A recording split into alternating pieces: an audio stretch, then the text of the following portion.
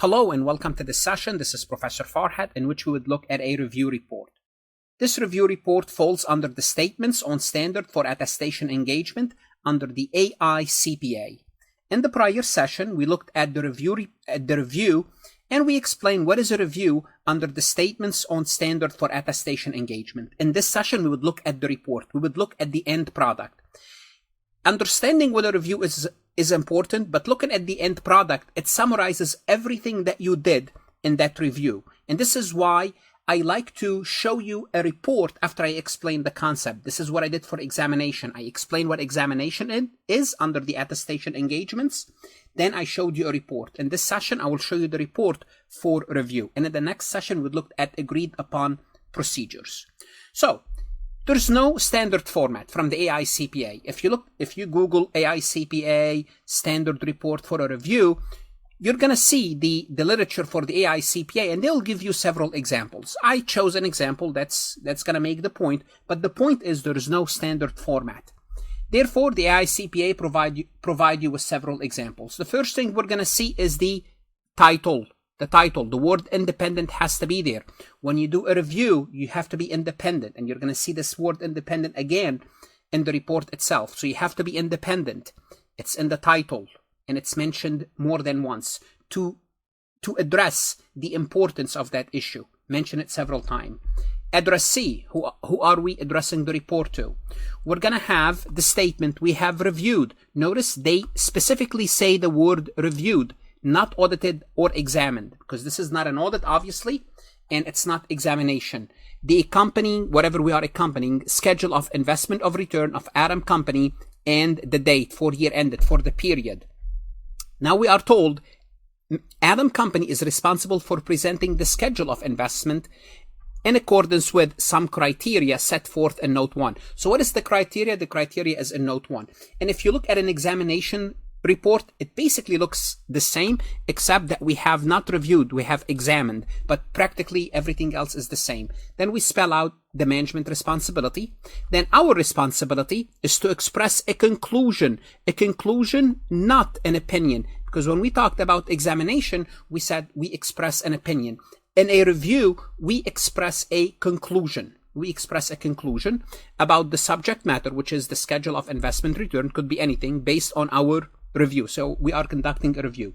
The scope of the work usually is a long paragraph, and it includes many things that we're following the AICPA standard. It spell out the procedures. We are giving limited assurance, and we used sufficient and appropriate evidence. But let's go over it just to make sure we point them out. Our review was conducted in accordance with the AICPA attestation standard. So that's important. So you know what standard we are using. Those standards require that we plan and perform the review to obtain limited assurance. We're only obtaining limited about whether any material modification should be made to the schedule of investment return, whatever that subject matter is, in accordance with the criteria, whatever the criteria are. The procedures performed in a review vary in nature and timing and are substantially less than an examination.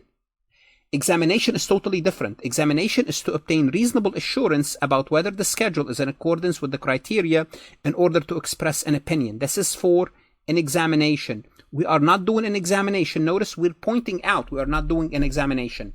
Accordingly, we do not express an opinion because that's an examination. Because of the limited nature of the engagement, the review will have a lower level of assurance. The level of assurance obtained is substantially lower than the assurance that would have been obtained had an examination been performed.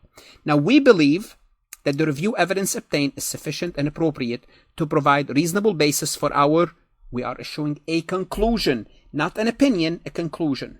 Now, we also mention again in a separate paragraph, we are required to be independent and we are meeting the ethical responsibilities. So we have to mention this twice. Notice independent, and again, it's mentioned in the report itself. We could also include a paragraph description of the work if need be. We can also include a paragraph for significant limitations, if any limitation or limitations. We could also include a paragraph emphasizing anything that we would like to about the subject matter. Then the next thing we're going to look at is the conclusion of the review. Now, before we look at the conclusion, I would like to share with you a public announcement about my company, farhatlectures.com. Farhat Accounting Lectures is a supplemental educational tool that's going to help you with your CPA exam preparation as well as your accounting courses. My CPA material is aligned with your CPA review course such as Becker, Roger, Wiley, Gleam, Miles. My accounting courses are aligned with your accounting courses broken down by chapter and topics. My resources consist of lectures, multiple choice questions, true-false questions, as well as exercises. Go ahead, start your free trial today, no obligation, no credit card required. In the conclusion, it would read something like this. Based on our review, again, we are performing a review. We are not aware of any material modification that should be made to the schedule of investment, to the subject matter and the date. This is a clean opinion, and clean in a sense that this is what a review is. We're not aware of any material modification. So this is limited assurance, limited or negative assurance. This is what the opinion is. Then you have the practitioner's signature, the practitioner's city and state, and date of the practitioner's report. Now, can the review report be modified? Of course it can. So when would you modify your opinion? Well, you would modify your opinion if there's any issue with the subject matter or the scope. And the same thing as with examination, either a subject matter or the scope. So let's discuss each issue separately because it's different than examination. Again, what I mentioned, when we think about the subject matter, think of GAAP. You can qualify the opinion if the issue is material but not pervasive, but not both. However, if the issue is both material and pervasive, you can issue an adverse opinion. Obviously, you could also always withdraw from the engagement as long as the law allows you to do so. Also, you have to mention the specialist only if you qualify and the reason is the result of the specialist work or the specialist information. That's why you want to mention why you are qualifying. Well, because of the specialist information, specialist input, you will mention that. Also, you could have a scope issue. Think of generally accepted auditing standard. Scope is you cannot collect enough evidence, enough sufficient evidence. What do you have to do? Again, you can withdraw from the engagement as long as laws and regulation do not prohibit you from withdrawing. In other words, you are not, this is not a government required review. What else do you need to know about this is the restrictive use. You need to restrict this if the criteria used only appropriate for a limited number of parties. In other words, the criteria you are using for this review, only specific parties understand it, therefore you would limit the report.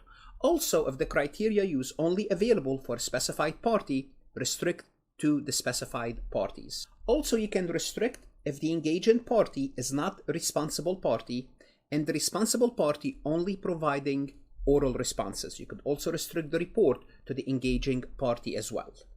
What should you do now? You go to Farhat Lectures and look at additional MCQs to help you understand these concepts better. Invest in yourself. If you're studying for your CPA exam, it's 20-30 year investment in your career. Good luck, study hard, and of course, stay safe.